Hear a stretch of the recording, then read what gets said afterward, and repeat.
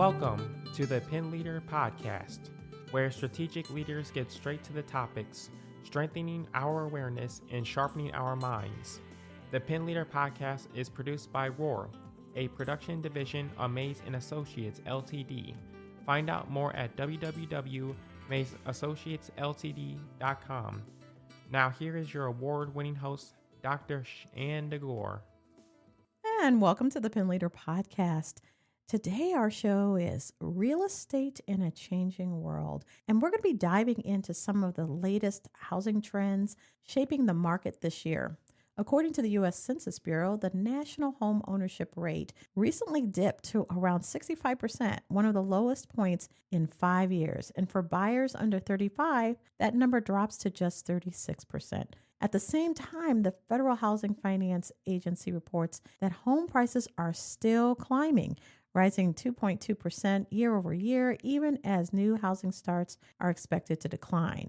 And with that tight inventory, rising costs, shifting buyer expectations, consumers are facing a market that's both competitive and complex. And so to help give us some insights on this, we're joined by Realtor and Sales Manager, Ms. Shannon Roof, who has an affiliation with Berkshire Hathaway Home Services, Kaler Realty. Ms. Roof is a millennial real estate professional with over a decade of experience, recognized for her collaborative style, technical skill, and creative strategy. She specializes in relocation services, new home design, and new agent development. With a bachelor's in business administration and marketing from the University of Findlay and added knowledge of architectural design, she brings both analytical and design-driven insight into her work. Shannon values clear, consistent communication, ensures her clients and agents feel informed every step of the way. And I can say from just personal interaction, she is confident in decisions, and I know she's relied upon in so many ways to make sure that the experience is a smooth, successful path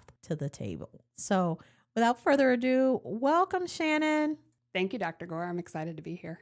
Yes, and I'm excited to get into this topic. I have so many individuals that are either in the process of looking at buying homes, building homes, and we've had others who are custom home builders that are talking about that. But this has really been a challenging, and I'm going to ask you, how you even got started in this, because there are some others that are thinking about going into real estate.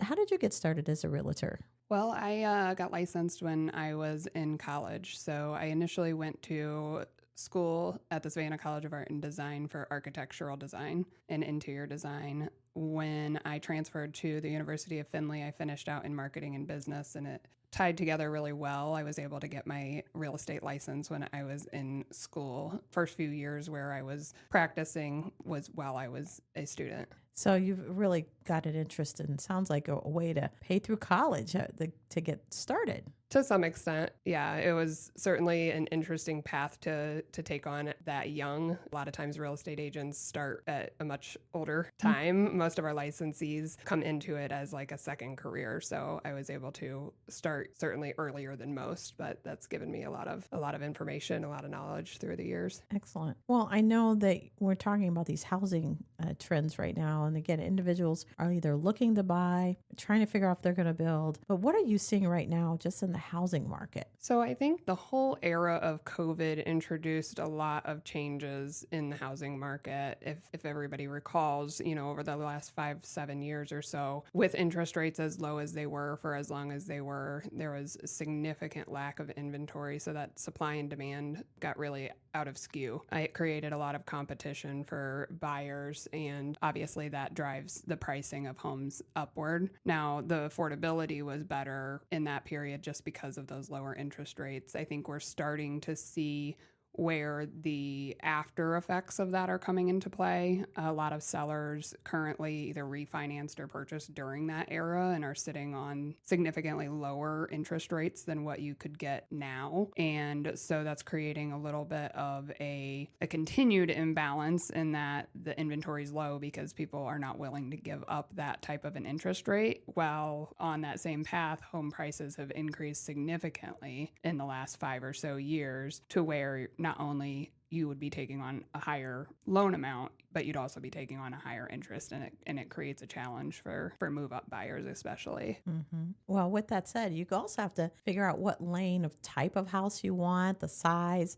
Are you noticing a shift in the types of homes people are even wanting, the size, layout, location? Yeah, certainly. I obviously, with the work from home aspect being significantly more available, people have a lot more flexibility in location. And so being tied to a commute area has been a little bit less of a concern for a lot of people. A ton of people are doing the hybrid work schedules to where they can work from home 2 days a week or 3 days a week. They can do that little bit longer of a commute, which opens up a lot more options for them. One of the things we're seeing in people wanting in their homes is the ability to have a home office, like a dedicated home office space, as well as a lot of ADUs or 2-generation type households. People are having their parents move back in with them or having adult children living with them. And so having 2 very distinct living spaces or even a second unit within the property has been a new found way for a lot of people to be able to afford the type of housing that they want where they want it. Do you see individuals then also, if it's not family, but individuals like taking on boarders or in their homes? Do you see any of that? We do. A lot of people utilize the Airbnb option. So when we work with buyers and that's something that they have interest in, we talk over what makes a good landlord and maybe that's really good for some people and maybe some people aren't cut out for that life, but a lot of buyers have expressed interest in being able to have a rentable area within their home. I know a lot of first-time buyers, they call it house hacking. So first-time buyers, you buy a duplex and either rent out, whether that's short-term or long-term, the other unit. And it really can set people up for financial success by even if they're only doing that for a couple of years. But you can't do that everywhere. I mean, that's something that you need to be mindful for those that are listening going, yeah, I can do that. You need to check to see where you're buying to be able to do that, especially with homeowners associations. Yes, definitely. Depending on where the property is located, you mentioned homeowners associations. Some cities have restrictions on especially short-term rentals. And so it's certainly something you want to have a conversation with your buyer's agent about and know that you're going to be allowed to do that. So there's also been discussions about, where you buy, what state that you buy your home in, and that it may be just too much overhead. It's too expensive. Gravitate towards where it might be where there may be more water. So resources around the home. Have you noticed anything with that with trends? Yeah, usually when you associate water access, a lot of times that gets geared into vacation homes or second homes that often are used as Airbnb rentals or midterm rentals often. I'm licensed in Ohio, so to speak to other markets is a little bit of a challenge, but we do see a lot of different shifts in markets that are second home markets. Vacation home markets fluctuate different than Midwest does. In Northwest Ohio specifically, I wouldn't necessarily consider us to be a second home market. There are some, up along the lake and things like that, but we tend to be a little more insulated. Second home markets tend to have the ups and downs a bit more than what we see in Northwest Ohio specifically. Yes. And I was thinking for the listeners, there's a concentrated listener group that's in Northwest Ohio, but many of them are across the United States. So I know that they may be struggling. Checking in with your realtor that's in your location that knows the laws, knows how to manage that is just really critically important. And having someone who's licensed to understand that, I would really recommend that. How do you lead your clients through the high stress decisions? I mean, this is the biggest asset that many people will have in their life. How do you have those conversations with them, especially when they're trying to make choices? Sure. I think in this environment, it's really important to be able to ask good questions. It's one of the things that we spend a lot of time training our new agents on is how to ask the right questions to get the information. And sometimes the way you ask the question, people will answer it differently. You're asking the same thing, but if you word it a new way, sometimes you get a lot more information that way. And so being able to really ask good questions throughout that process and creating an environment where the client feels comfortable sharing, maybe more personal situations with us. We can only advise as well as what we know the situation is. I always have an open door policy. The more I know about the client's situation, the better I can help advise them in what their, best financial interest is going to be, whether that's short term or long term. I do think that having that kind of open door policy is vital to me being able to help the clients make the best decisions they can. Well, you're leading them through the process. This is one of those that it's a major buy. It's a commitment, not just a year or two. It's multi-year, and in some cases, decades. A lot of discussion about having, instead of a 30-year mortgage, having a 50-year mortgage. That's a lifespan. It is. Are you noticing any trends and thoughts coming from clients about those changes and timeframes? Yeah, it's an interesting strategy, and there are other places that utilize that, not in the U.S., but in other areas of the world, actually. It does create an affordability benefit on the front end, but if you know how mortgages are amortized, you pay higher interest percentage. A higher portion of your payment every month in the beginning of your mortgage goes toward interest. And so when you talk about expanding from a 30-year loan to a 50-year loan, who's really winning out? Yes, you may be able to afford a bigger house or a more expensive house or a house at all, right? That's going to open doors for some people in the right situation. The likelihood of somebody keeping a mortgage for 50 years is really, really low. 30 years is pretty abnormal. The average person stays in a house from 7 to 10 years. And so when you think about how much more interest am I going to pay on the front end of a loan that's stretched over 50 years versus 30 years, it may not be the right winner for everybody. Right. It may be a solution for some, but definitely not, depending on how often you're moving. That was one question I know I remember having with my real estate agent years and years and years ago, before there was a Shannon. And I just remember having the conversation. We were new home buyers, our first home. And it was a lot of discussion, like, how long are we going to be in this home? Mm-hmm. Can it sustain us as we grow our family? And having those discussions. What are you seeing with technology, and how's that changed your day to day? It used to be, I remember, you would go with a real estate agent through homes, you'd book times, you would call them, and they would, or you could schedule. I just remember there's some scheduling online, but how's it changed how you're actually showing property? Yeah, on a day-to-day business aspect, technology helps us be more efficient. I think that's largely what purpose it serves. At the end of the day, a lot of people have this thought or concern in the industry about technology taking over our roles. And I think there's an element of human need in this industry. There's complex problem solving with every single transaction. Some of them go super, super smooth, and those are the good ones, right? But if it wasn't challenging, I wouldn't have a job. And so I like to remind people of that. Like, it's every single deal comes with its own creative problem solving situation, and there's not a computer that's going to be able to reason or to communicate with clients in the way that's needed to see it through. I think there's some maybe house hunting that could be done if you're trying to figure out where up and coming markets are. But I think that human, what you just said, there's an emotional tie to buying this home. This is my home. Absolutely. And you need to know. And there are people who walked into homes and said, this is it. I feel connected. I know when we bought our home, we looked out the view and said, that's it. Mm-hmm. And that you can't get through a computer for sure. Exactly. Yeah. A lot of, we have the 3D tours, and a lot of that's awesome and helps, especially out of town buyers. But there's something to be said. I've had both experiences where a seller or a buyer, walks into a property and immediately knows it's the right one. And I've had buyers show up to showing and not even get out of their car and be like, we don't need to look at it. Mm-hmm. It's not the right fit. Mm-hmm. And you can't do that from a computer screen. No, pulled right up to the driveway, and decided, nope. Yep.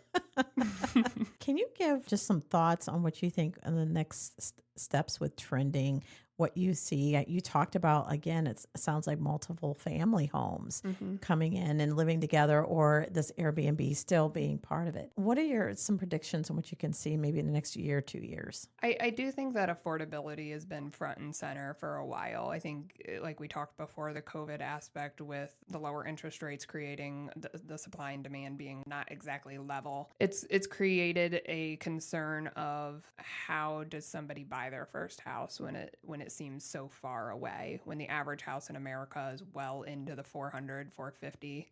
That seems pretty unattainable for the average salaried person. And so I think in a lot of ways people are getting creative and willing to really dig down and see, what do I need versus what do I want? And a lot of times it's, if that long-term perspective is, I want the ability to have a bit more financial freedom, and I'm willing to take on the responsibility of being a landlord or Airbnb or, living with a relative or something of that nature in the short term to get to that goal long term. I think that that's going to stay relevant for a while. Okay, excellent. Let me ask you this. What should a home buyer be asking? What are the top 5 questions you would suggest a home buyer should be thinking about and asking for real estate? So, top 5 questions. Largely, we get a lot of questions about the lending aspect, the money aspect of things. In a lot of respects, I can answer some questions, but I do have to say that's more of a lender question. Specifically related to house hunting, a lot of times